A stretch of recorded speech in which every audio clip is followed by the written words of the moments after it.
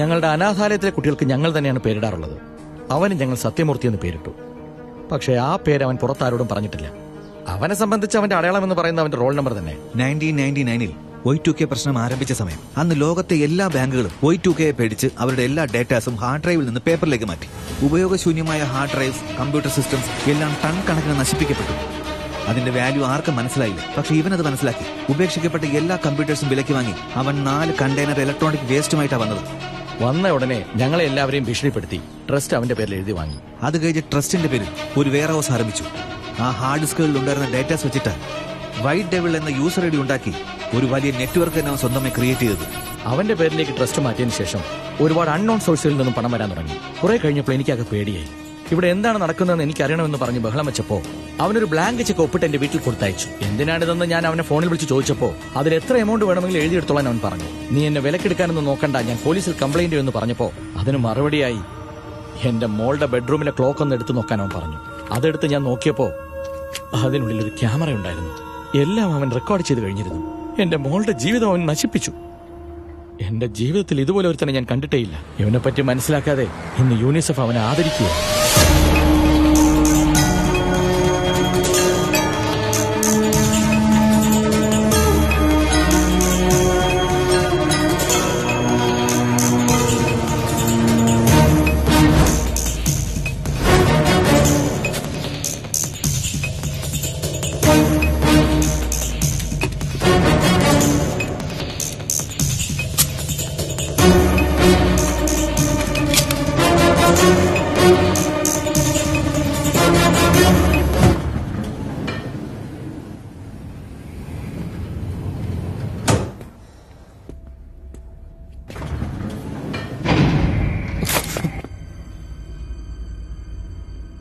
അയ്യോ, പേടിച്ചു പോയല്ലോ.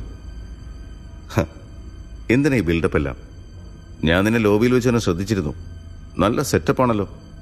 ഗുഡ്. മേജർ സഞ്ജയ് ലാൽ, ഞാൻ നിന്റെ എത്ര രൂപ എടുത്തിട്ടുണ്ട്? ഐ തിങ്ക് 10,25,000 രൂപ. Let's make A deal. Give me 5 seconds. Done. Okay, നിന്റെ പണം നിന്റെ അക്കൗണ്ടിൽ വന്നിട്ടുണ്ടാവും. What next? പോലീസ്? ഓക്കെ, ഞാനൊരു സത്യം പറയട്ടെ. ഇതുവരെ ഞാൻ 800 കോടി തട്ടിയെടുത്തിട്ടുണ്ട്. നമ്മുടെ നാട്ടിൽ 8 രൂപ കെട്ടാലും 800 രൂപ കെട്ടാലും 800 കോടി കെട്ടാലും കേസ് ഒന്ന് തന്നെയാണ്. 420. ഓക്കെ, ഞാൻ 420. അപ്പൊ നീ ആരാ? ഗവൺമെന്റിനെ പറ്റിച്ചവനല്ലേ? Even you are a 420. നിന്നെ ഉൾപ്പെടെ 10,000 പേരെ ഞാൻ കബളിപ്പിച്ചിട്ടുണ്ട്. അവരത്രയും പേരും ഗവൺമെന്റിനെയും പറ്റിച്ചവരാ. 1.5 വർഷം ജയിലിൽ കിടക്കണം. എനിക്കൊരു പ്രശ്നമില്ല. ജയിലിൽ നിന്ന് പുറത്തു വരുന്നവരെ എന്റെ പണം ട്രസ്റ്റ് അക്കൗണ്ടിൽ സേഫ് ആയിരിക്കും. ആർക്കും തൊടാൻ പറ്റില്ല. പക്ഷേ ഈ 10,000 പേരും അങ്ങനെയല്ല. പാവങ്ങൾ, മിഡിൽ ക്ലാസ് പീപ്പിൾ. ഒരു പ്രാവശ്യം ജയിലിൽ പോയാൽ മാനം നഷ്ടപ്പെട്ടെന്ന് പറഞ്ഞ് ആത്മഹത്യ ചെയ്യും. ഇതുപോലെ ഒരുപാട് കോൺസിക്വൻസസ്. കള്ളനെ തേള് കടിച്ചാൽ വേദന സഹിക്കണം. നിങ്ങളെല്ലാവരും കള്ളന്മാരാ. ഞാൻ തേള്. ഞാൻ കടിച്ചാൽ സഹിച്ചു നിൽക്കണം. നിനക്കെന്നെ കൊല്ലണം. ഇപ്പൊ നീ എന്നെ കൊന്നാലും എന്താണെന്നും എന്തിനാണെന്നും ഒന്ന് ചോദിക്കാൻ എനിക്ക് ആരുമില്ല. എന്താടാ, ഊരും പേരുമില്ലാത്തവൻ എന്തിനാ ഇത്ര പണം? എന്തിന് ഇത്ര പേരെ പറ്റിക്കണമെന്നായിരിക്കും നിന്റെ ചോദ്യം. ഇതെന്നെ കൊണ്ട് മാത്രമേ സാധിക്കൂ. 3 ദിവസം മുമ്പ് തന്നെ എനിക്ക് മനസ്സിലായി ട്രെയിനിൽ വെച്ച് എന്റെ ഏജന്റിനെ ആക്രമിച്ചത് നീയാണെന്ന്. ബുദ്ധിപൂർവ്വം CCTVയിൽ നിന്ന് മുഖം മറിച്ച നീ കേവലം ഒരു സെൽഫി ക്യാമറയിൽ വന്ന് കുടുങ്ങി. എന്താണത്?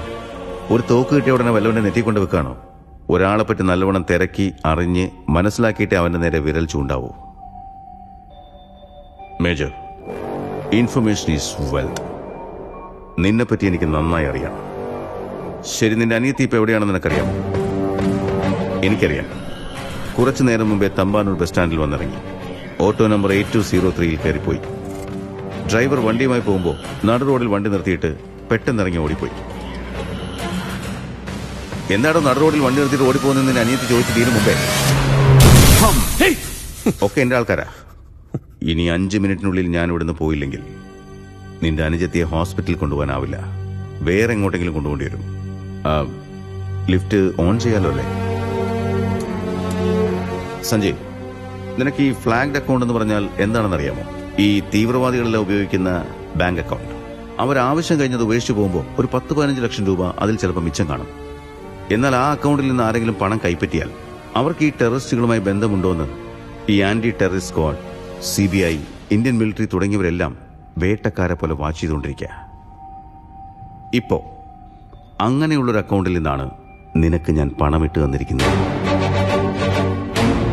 നീ ഇന്ത്യ മഹാരാജ്യത്തിലെ ഒരു മിലിറ്ററിക്കാരനെന്നുള്ള നിലയ്ക്ക് പ്രൈം സസ്പെക്ട്. എനിക്ക് തോന്നുന്നത് ഒരു 45 മിനിറ്റിനുള്ളിൽ നിന്നെ അവർ പിടിച്ചുകൊണ്ടുപോകും. അതിനുള്ളിൽ സാധിക്കുമെങ്കിൽ ഹോസ്പിറ്റലിൽ പോയി നിന്റെ അനിയത്തി ഒന്ന് കാണും. Good luck.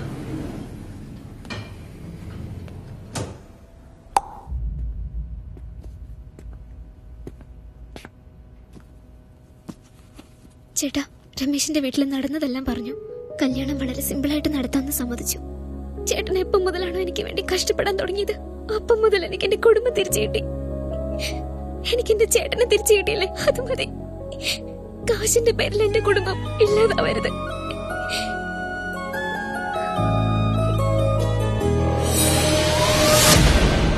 ഒരു തോക്ക് കിട്ടിയ ഉടനെ വല്ലവന്റെ നെറ്റിക്കൊണ്ട് വെക്കാണോ? ഒരാളെ പറ്റി നല്ലവണ്ണം തിരക്കി അറിഞ്ഞ് മനസ്സിലാക്കിയിട്ട് അവന്റെ നേരെ വിരൽ ചൂണ്ടാവും. അവനെ പറ്റിയെല്ലാം അന്വേഷിച്ച് മനസ്സിലാക്ക. എന്റെ ജീവിതത്തിൽ ഇതുപോലെ ഒരുത്തനെ ഞാൻ കണ്ടിട്ടേ ഇല്ല. ഇവനെ പറ്റി മനസ്സിലാക്കാതെ ഇന്ന് യൂണിസെഫ് അവനെ ആദരിക്കുകയാണ്. Information is wealth. Jai Hind.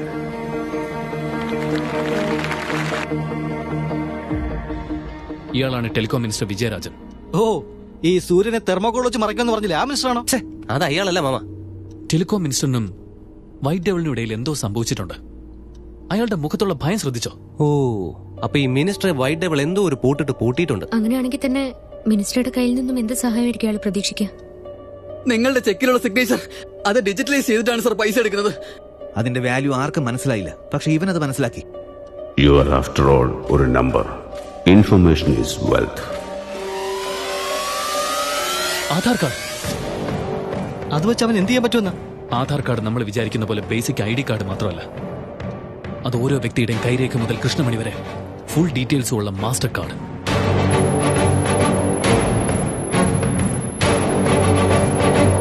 നീ പറയുന്നൊക്കെ കേട്ടിട്ട് പേടിയാവുന്നതാ.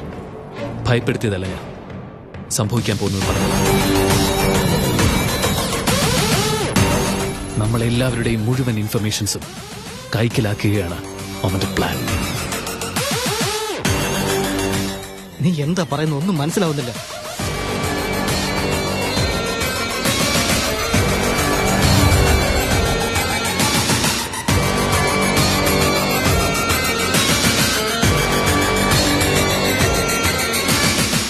ഇതുവരെ നമ്മുടെ ഫോൺ മാത്രമേ അയാൾ ഹാക്ക് ചെയ്തിട്ടുള്ളൂ. ഇനി നമ്മുടെ ലൈഫ് തന്നെ ഹാക്ക് ചെയ്തെന്നിരിക്കും.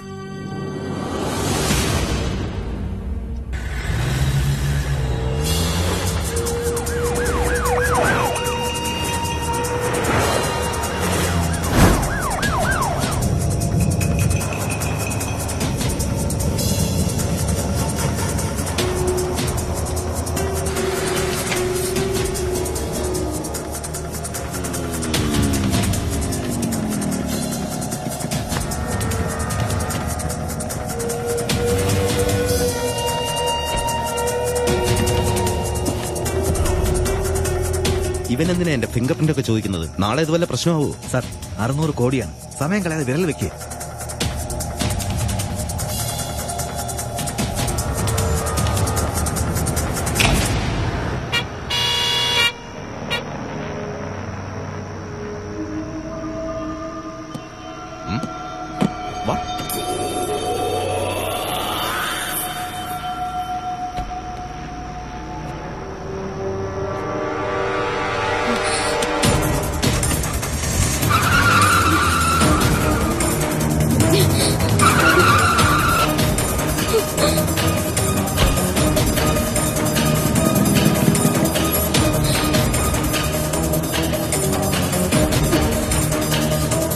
ആരാടോ ഇവൾ? ഒരു കുഴപ്പമുണ്ടാവില്ലെന്നല്ലേ പറഞ്ഞത്? പിന്നെ എങ്ങനെ ഇവളിവിടെ വന്നു?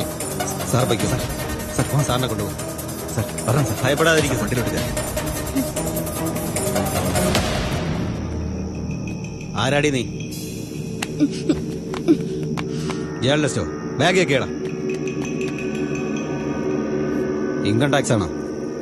ഇവളുടെ ഫോണിലെ GPS ഓണാണോ നോക്കിയേ. തല്ലി പൊട്ടിക്കട ബാഗ്. എനിക്കൊരു പ്രോബ്ലം ഉണ്ടാവില്ലല്ലോ. ഡോണ്ട് വറി, നമ്മുടെ കുട്ടികൾ വളരെ ഷാർപ്പാ.